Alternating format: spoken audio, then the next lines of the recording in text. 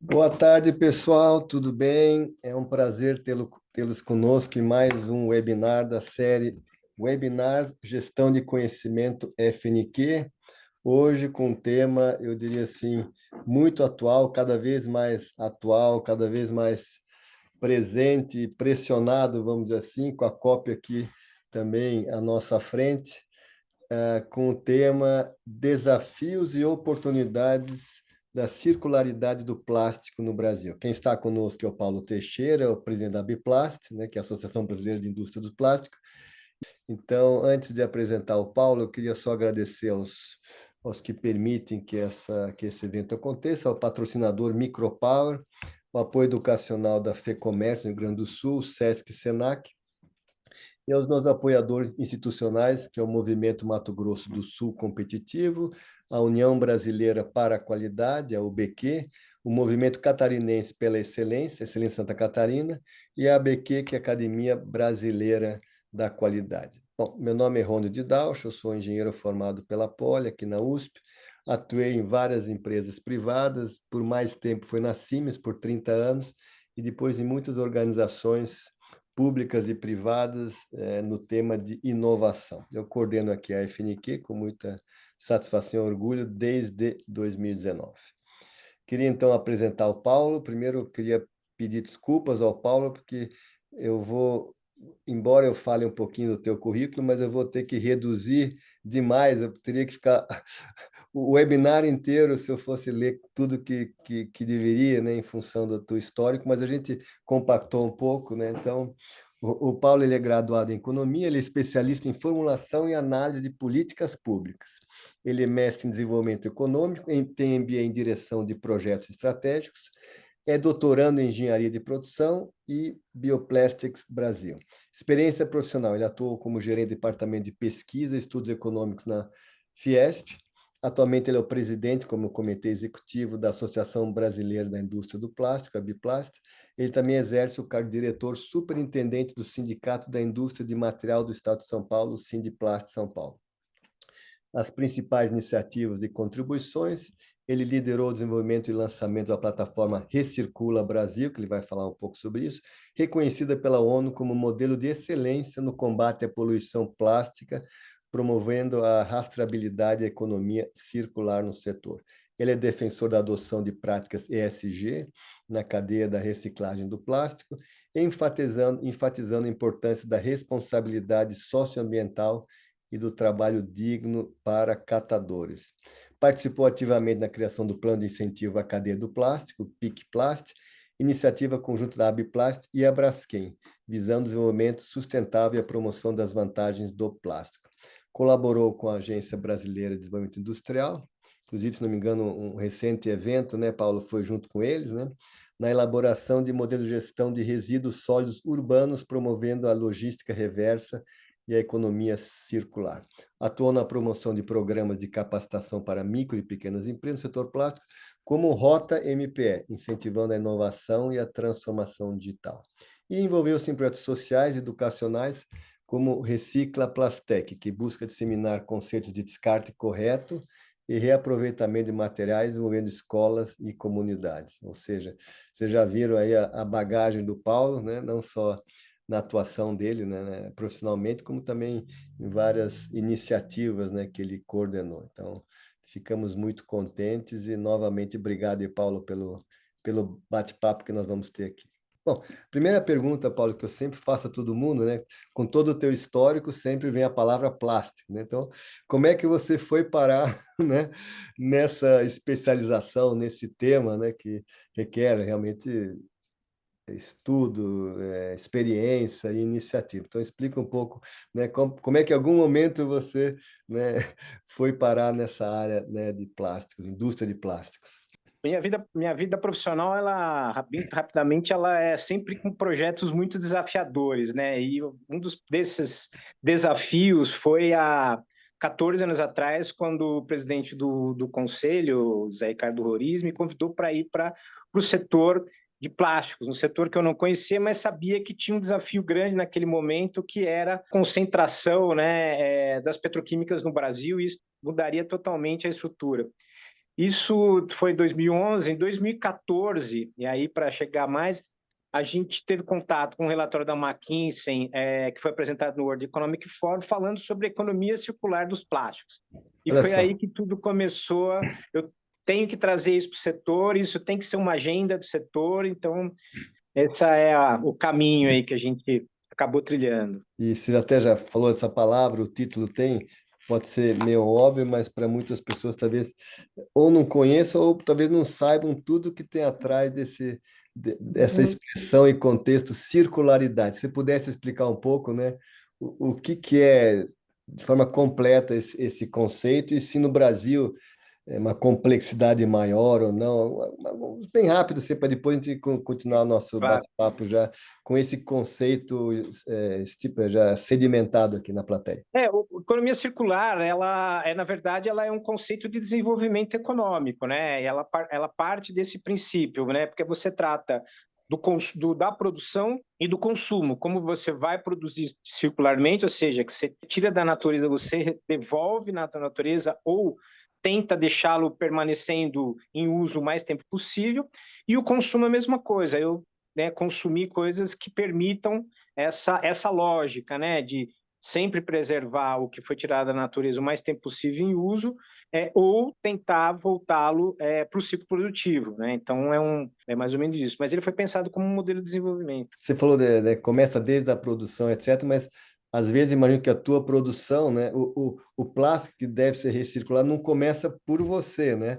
Começa de um fornecedor. Então imagino que tem que haver preocupação também em olhar como ele está fazendo. Não sei, estou falando aqui sem conhecer detalhes, mas deve ser isso, né? Tudo, né? Porque ele é uma visão sistêmica, né? Quando a gente pensa em circularidade, ele é uma visão sistêmica que tudo que venha para trás e para frente, né, a montante, a jusante, tem que Uhum. estar ligado a esse conceito, né? Não só, por exemplo, quem fornece as resinas petroquímicas, mas também, sobretudo, para os resíduos que vêm da sociedade, os resíduos plásticos, que também se tornam matéria-prima e produtos no ciclo produtivo. Em termos de oportunidades, né, mais específicas aqui no Brasil, nessa cadeia produtiva, tem alguma coisa que você gostaria de comentar para a gente? Porque imagino que como você falou, sempre falou várias vezes, é um mercado, é business, então conte um pouco, né, o que está atrás desse business, talvez. Olha, tem um grande desafio do setor, né, que é assim, a gente tem hoje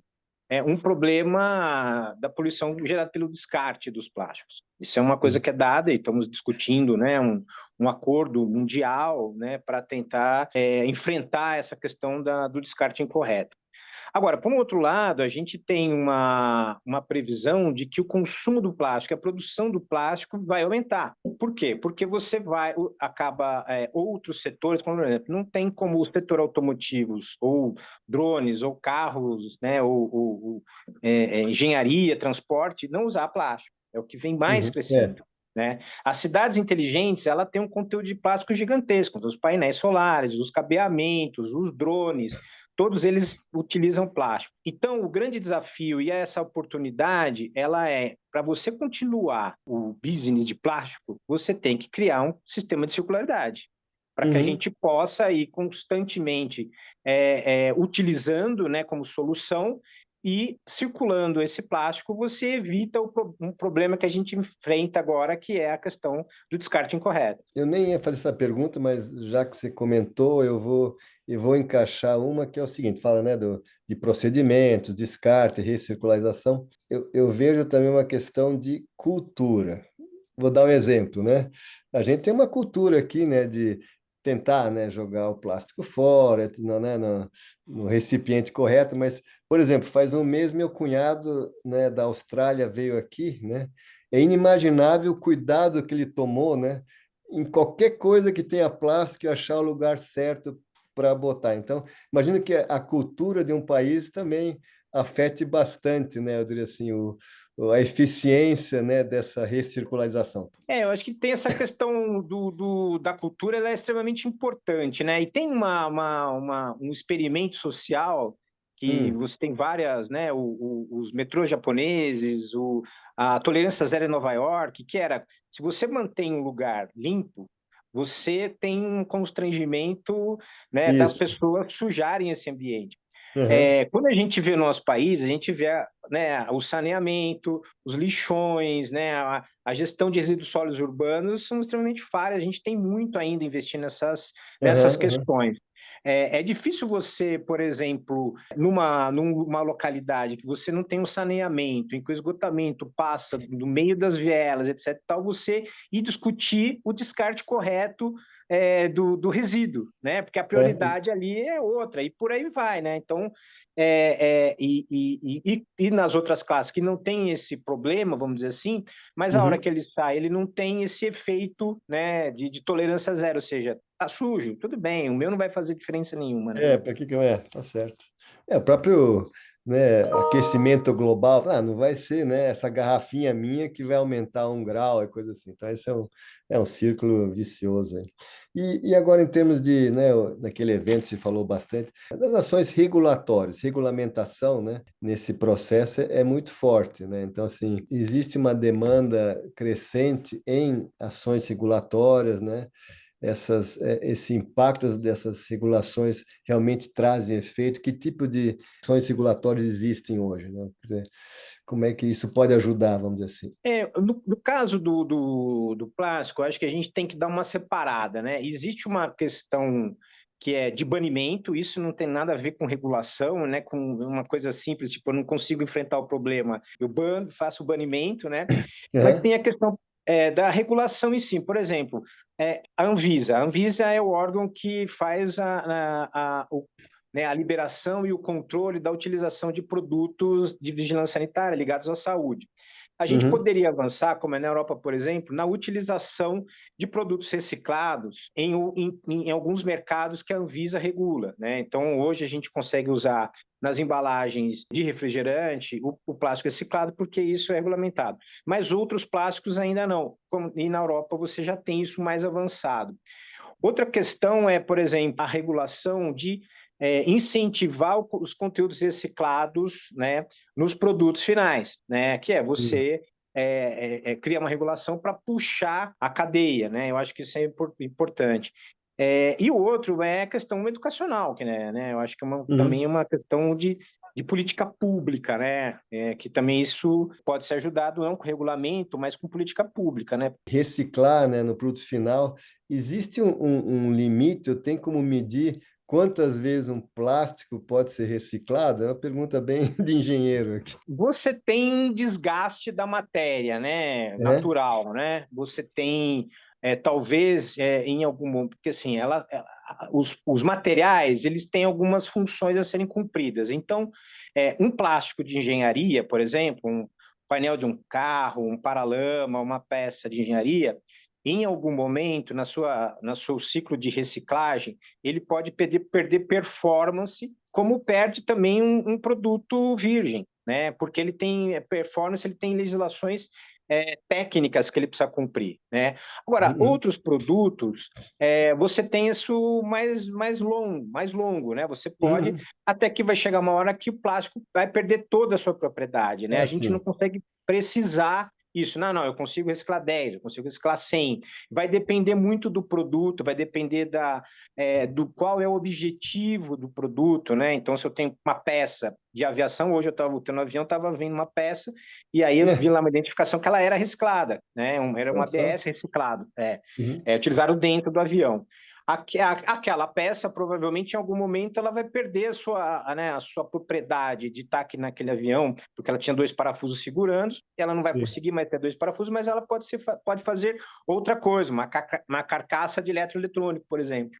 Não, imagino que essa durabilidade ou esse potencial para ser usado de novo faça parte, né, do processo de teste da qualidade, né, Exato. de uma fábrica da produção. Então, não, tá legal. E nesse termo aí da aspecto da legislação e da temática da regulatória, o Brasil, como é que ele se localiza em relação a outros países? Ele é mais severo, menos severo? Você já falou uma hora, né? Outros países têm.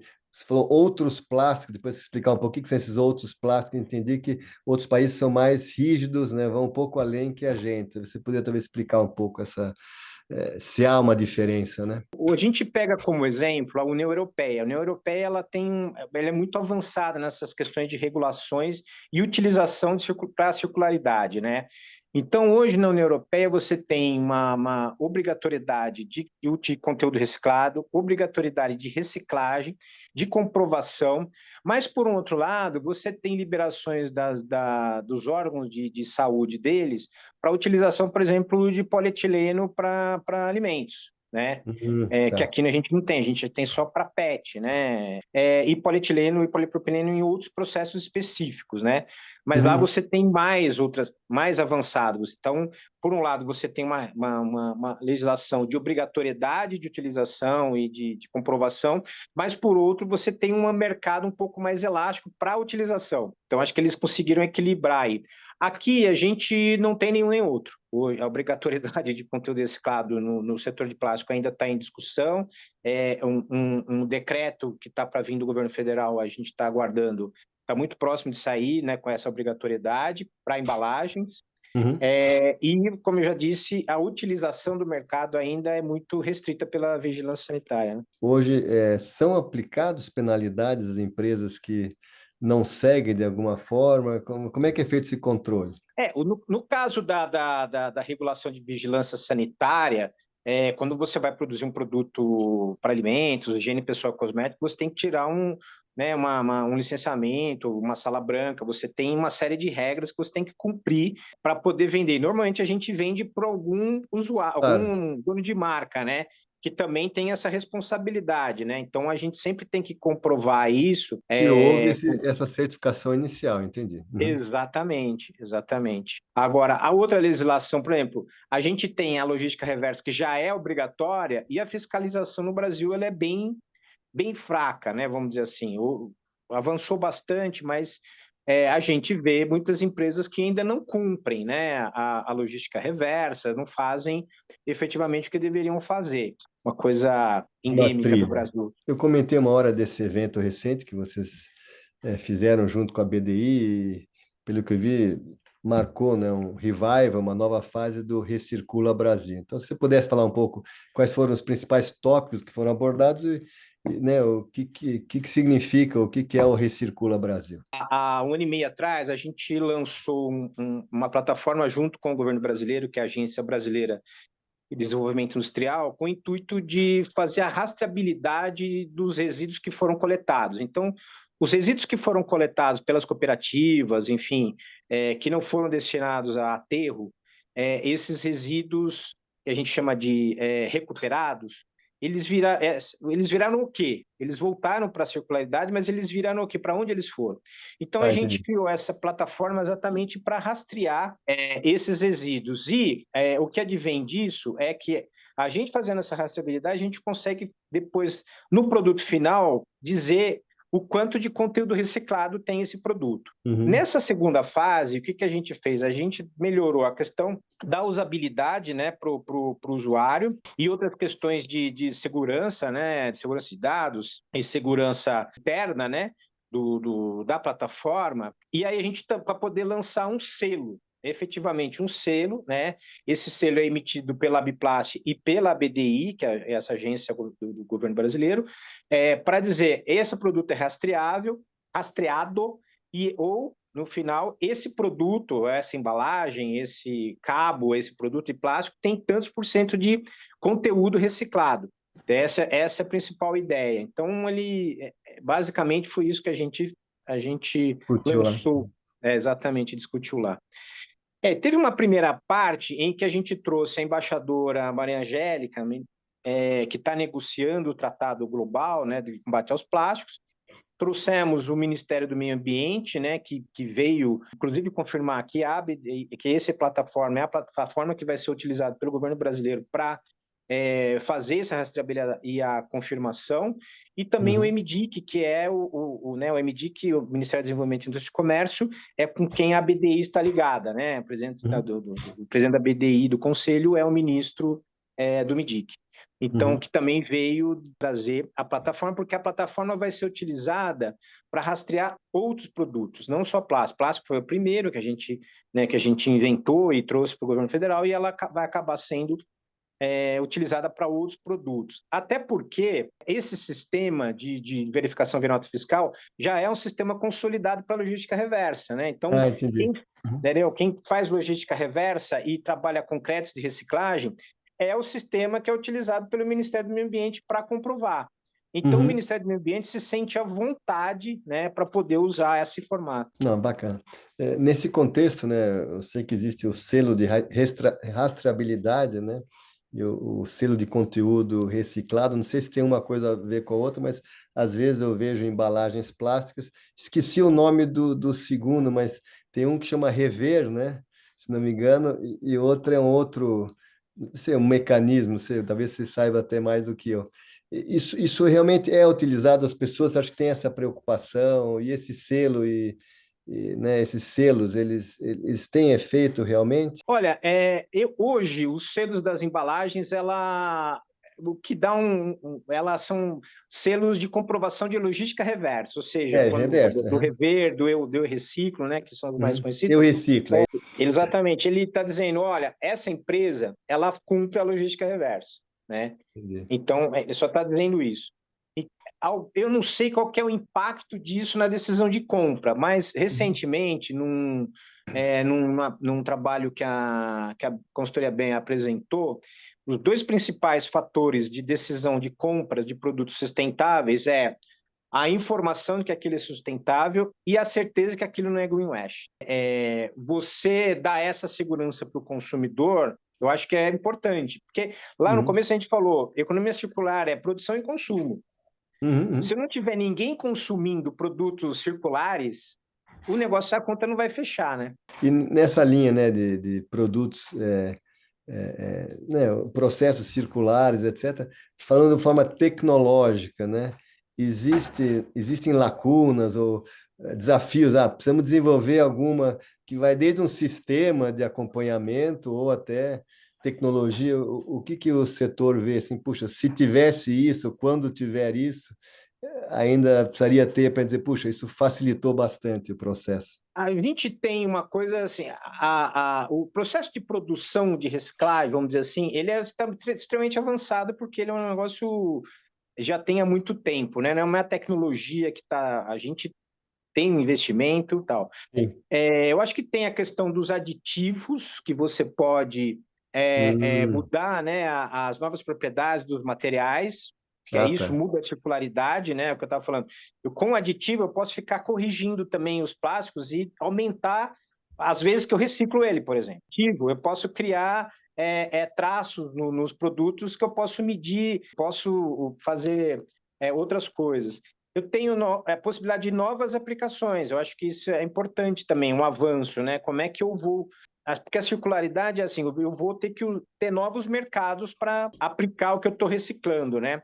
Então, Uhum. acho que essas tecnologias talvez sejam mais nesse sentido. E, por um outro lado, a tecnologia de separação de resíduo, que eu acho que isso ainda é, porque a gente tem hoje 95% dos resíduos captados, né, são feitos pelas cooperativas, são feitos Uhum. manualmente, né? Depois eles vão, enfim, isso Claro. em alguns lugares é mecanizado ou não, mas isso é uma coisa que a gente também precisaria avançar, mas sempre na lógica de que assim, não adianta eu mecanizar um negócio que é manual hoje e deixar o pessoal que faz esse manual sem emprego, né? Não, Tem lógico, que é. alocar isso em outra parte da cadeia, né? Então, acho que Uhum. é um pouco essa lógica aí também a gente tem que levar em consideração. Né, falou das cooperativas e, claro, atrás disso estão os catadores. Talvez até vi que você falou que você participou, né? Lemos aqui, projetos sociais, educacionais. Eu não sei se aquele Recicla Plastec tem a ver com isso, mas assim, talvez falasse um pouco, né? O papel, mais do que isso, o mercado, vamos dizer, mercado de emprego que traz para os catadores, né? Quer dizer, onde é que ele entra, qual, né? Qual a importância que tem esse pedaço do elo? Quero crer que seja grande, né? E seja muito bom para eles, né? Quando a gente olha para a cadeia, né, a circularidade ele tem dois pontos da cadeia que são fundamentais: a gente descartar corretamente e alguém recolher esse material. Ah, tá. Normalmente, esse material você recolhe por logística reversa, ou seja, uma empresa que põe no mercado, compra de volta, faz um cashback, faz um plano de entrega voluntária, ou tem uma coleta seletiva que a gente sabe que é muito precária. Mas normalmente são os catadores que pegam esse material, que a gente tem uma conformação muito particular aqui no Brasil. Então, esse elo da cadeia ele é fundamental, né? E tem uma coisa que eu falo, que é assim, na década de 80, a Petrobras não tinha fornecedores no Brasil. Foi feito um dos maiores programas de qualificação de fornecedores do mundo aqui no Brasil. Tanto é que hoje a gente tem, inclusive, uma cidade, né, que é ali no Rio de Janeiro, basicamente de fornecedores, empresas fornecedoras para a Petrobras. A gente qualificou. A gente, em algum momento, vai ter que qualificar esse elo da cadeia, porque eles são os nossos fornecedores. Não adianta a gente investir na ponta se a gente não tiver fornecimento. Essa é uma parte que a gente...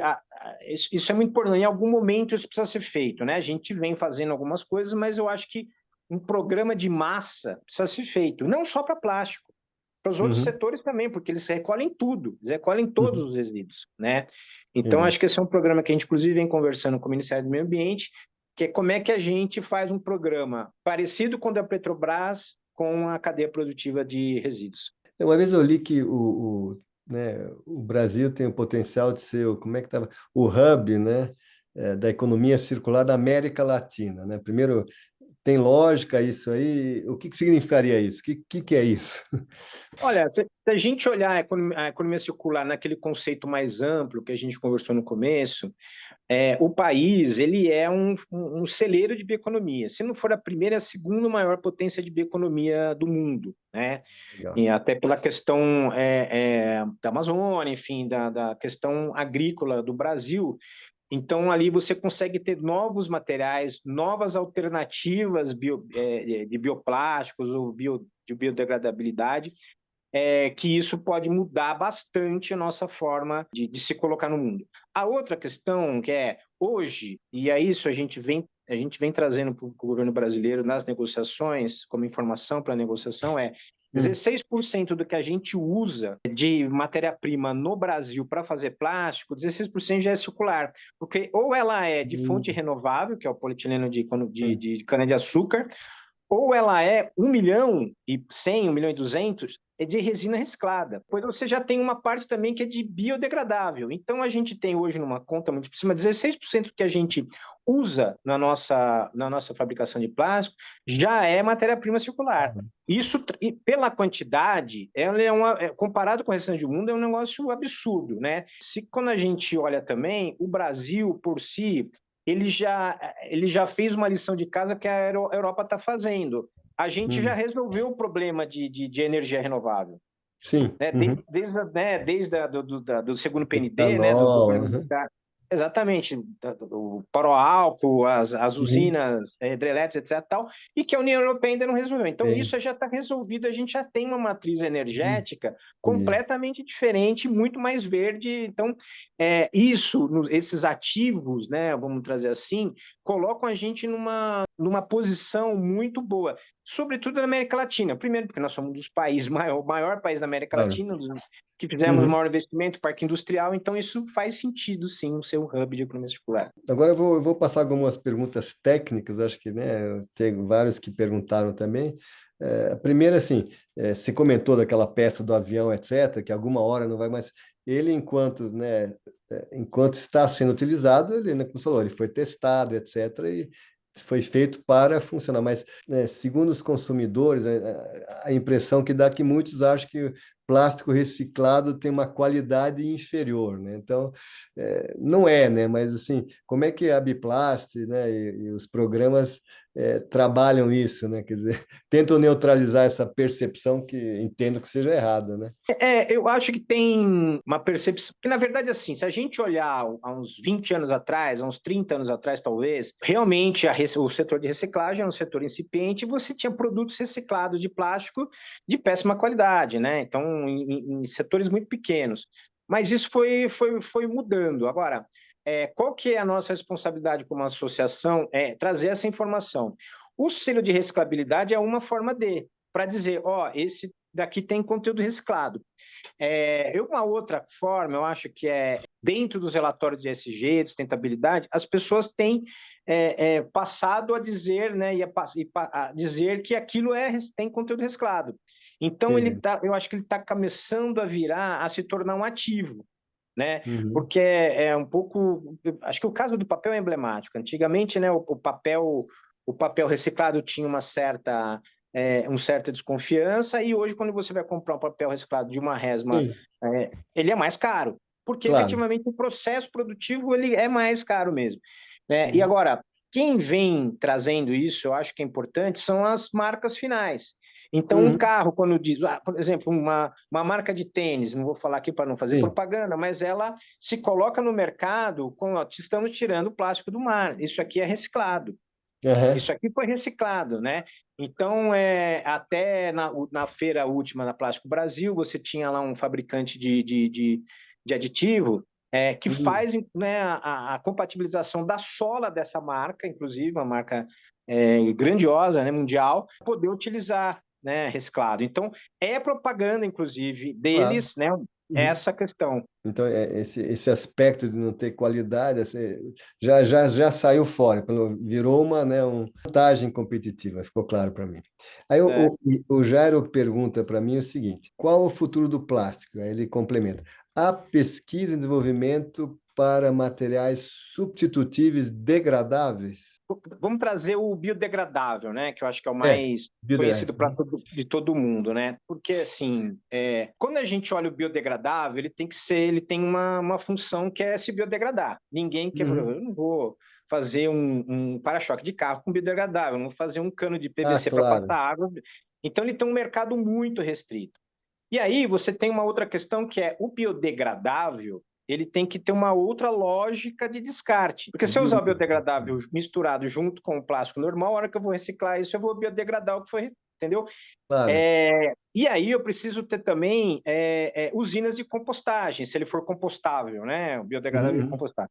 E que é uma coisa muito incipiente no Brasil ainda, né? Então, acho que uma alternativa para alguns, né? Hoje você usa muito biodegradável no Brasil no setor agro, né? Então, tubete para plantio, os motion e tal, você usa biodegradável porque você tem uma dificuldade de tirar aquele material para trazer para algum lugar e descartar. Então, você deixa ele lá onde ele está e ele vai se biodegradar no solo, né? Tudo tem uma função e tudo tem um mercado, né? Vamos dizer assim. Não, e essa biodegradação ela é completa, né? Porque eu me lembro que muitos anos atrás ela era, mas ficavam, né, assim, flocos de plástico. Não sei se isso já evoluiu bastante, realmente se é tudo consumido, vamos dizer assim, né?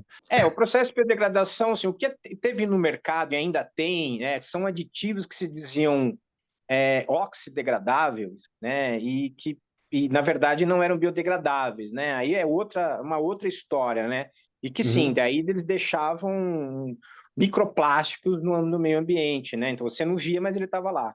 Bom, uma pergunta que eu sempre faço, não é uma pergunta, eu sempre trago essa temática aqui, que está em tudo praticamente, inteligência artificial, tá?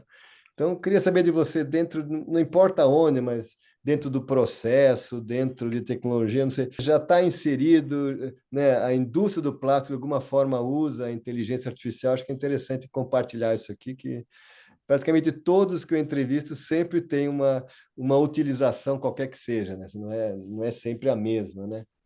Uma boa parte da indústria de plástico, né, das grandes empresas, já tem migrado para robotização na linha de Assim. produção. Acho que isso é fundamental, porque, enfim, acho que tem isso é a tendência, né? Quem foi para a China, né, você está tomando um café, você vê um robô do seu lado, né? Já estão até consumindo já. Mas você tem, no caso da circularidade, uma coisa que tem sido muito utilizada é a questão da machine learning, né? Que é você usar, por exemplo, os próprios PDVs de supermercado para poder criar cashback, para poder criar também o hábito de consumo do consumidor individual. Eu acho que isso tende a migrar. Acho que um dos sonhos de futuro é que isso é possível, né?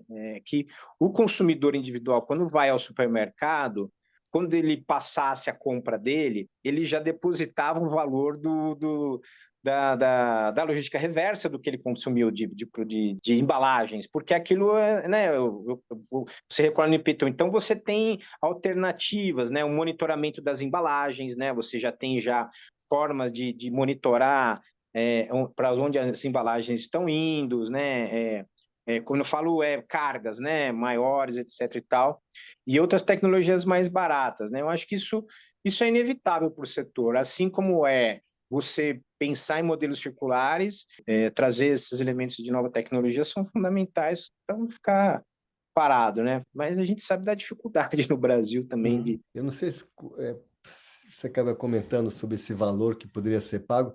O Bruno aqui conta uma experiência. Em 2005, há 20 anos, estive na Alemanha e me impressionou que durante uma compra em supermercado, bebida em garrafa PET, tive que pagar um valor a mais em euro que me forçou a devolvê-la, né? Nunca vi isso no Brasil, mas eu achei interessante essa observação dele. Exato. Bruno, né? Desculpa, é Bruno, Bruno. Bruno. Bruno, eu sou mais velho que você, com certeza, mas quando eu era moleque, a gente comprava refrigerante em vidro, né?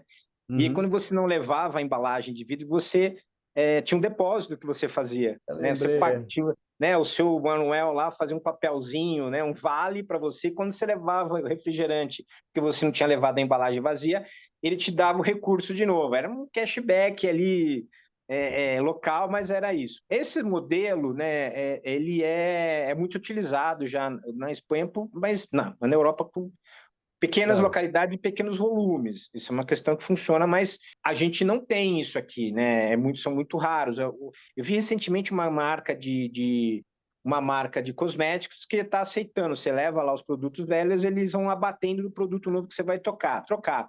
Mas isso é fidelização de cliente, não necessariamente, porque ali não, ali você vai pegar o recurso e vai comprar o que você quiser. Isso é muito, muito novo aqui no Brasil. Acho que por questões até como lá você tem a responsabilidade estendida de quem coloca a embalagem no mercado, e aqui a gente tem uma responsabilidade compartilhada, a responsabilidade é de todo o elo da cadeia, Ah, legal. então fica difícil você ter essa Controle, responsabilização, né?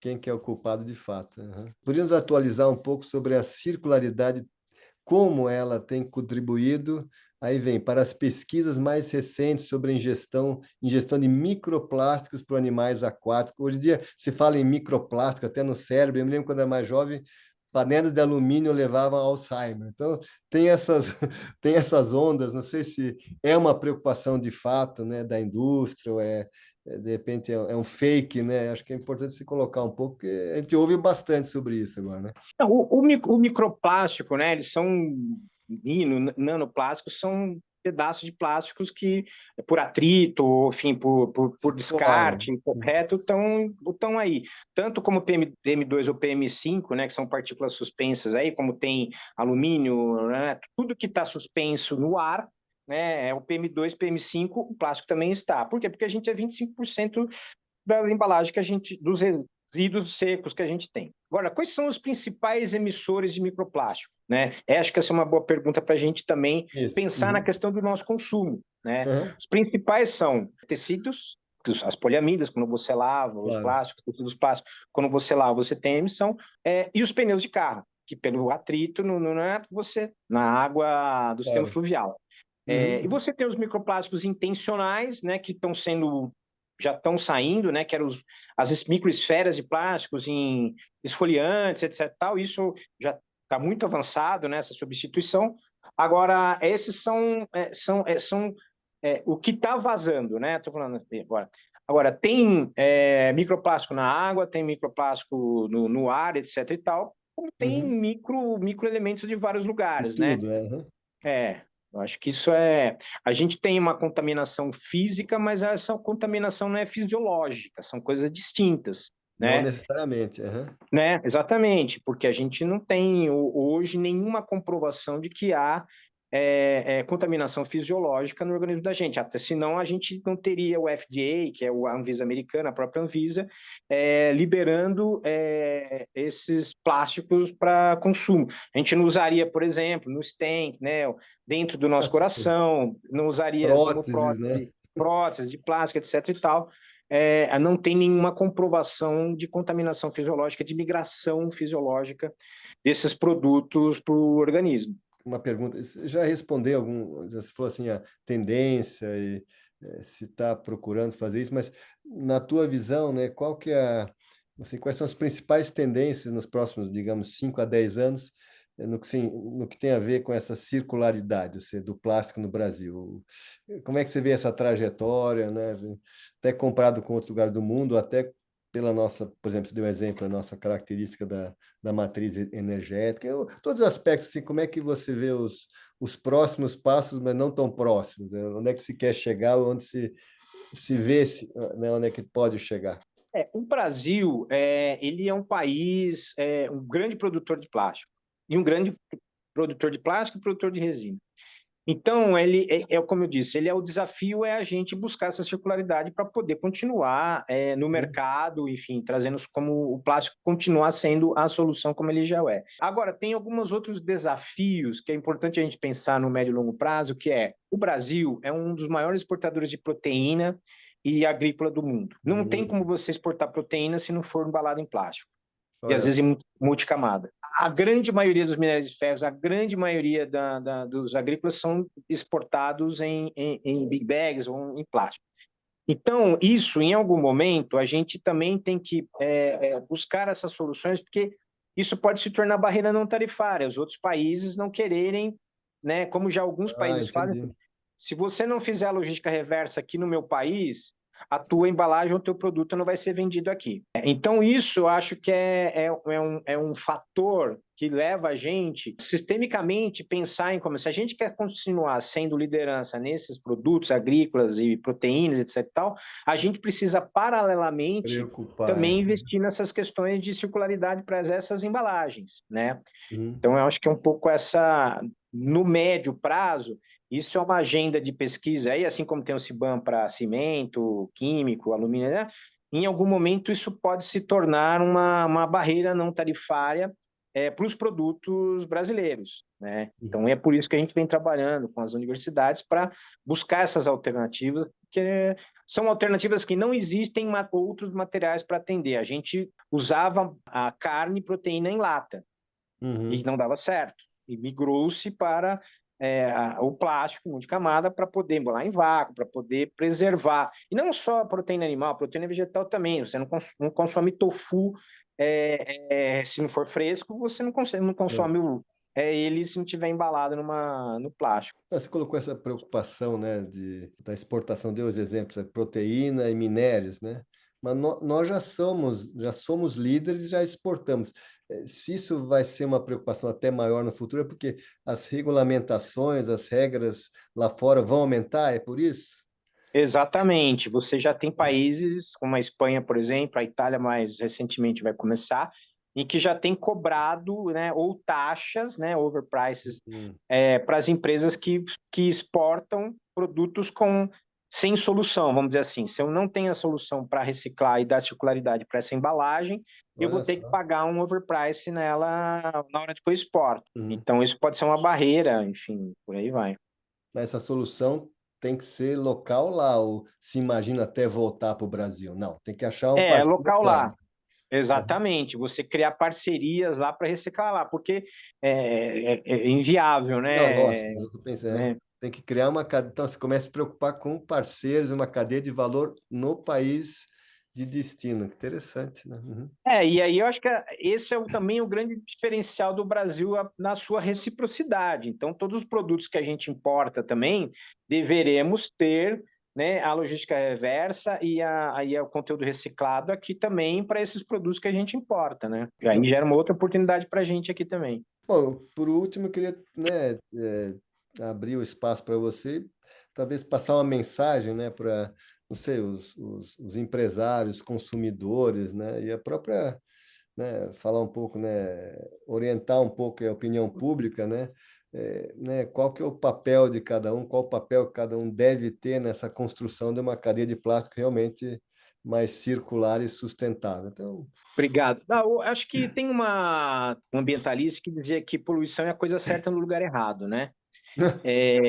Então, eu acho que, assim, para a gente levar as coisas certas aos seus lugares, tudo no mundo é criado com alguma função, né? Tudo foi criado para atender algum objetivo. E a gente também tem alguns papéis sociais que a gente também tem que exercer, né? Então, a gente, como pessoa física, né, a gente tem que ter algumas percepções. Quando eu compro um produto que vem embalado, eu paguei por aquela embalagem.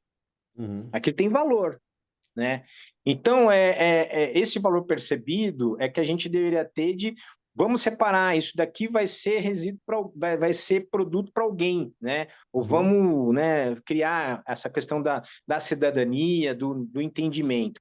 Agora, a gente não pode trazer essa responsabilidade única para o consumidor, né? Como Claro. disse, como no Brasil é uma lógica de responsabilidade compartilhada, Distribuída, né? todos nós temos uma responsabilidade. Então, a indústria do plástico, então, qual que é o papel dela? O papel de comunicar, é o papel de se comprometer a reciclar. Qual que é o papel do end user, que bota no mercado? É fazer logística Até reversa, da mídia comunicar. também, né? Uhum. Exatamente. E por aí vai do setor público, né? Então, quantos lugares a gente não tem coleta seletiva? São Paulo, município que não tem 100% dos logradouros com coleta seletiva. E eu Uhum. vou te dar um exemplo, a gente fez um estudo há 4 anos atrás de alguns municípios, e aí tem o município de Barueri aqui do lado, ele tem coleta seletiva em todos os logradouros. Só Nossa. 4% dos resíduos são reciclados. Por quê? Porque as pessoas não destinam. Se um elo da cadeia não funciona, o restante não funciona. Então, acho que é importante a gente cobrar, né, o poder de Comunicar. consumidor, Uhum. comunicar. Acho que é fundamental, que educar não é a palavra, mas comunicar é a palavra-chave aí. Bom, Paulo, te agradeço bastante novamente, né, por ter aceito o convite e pelas informações.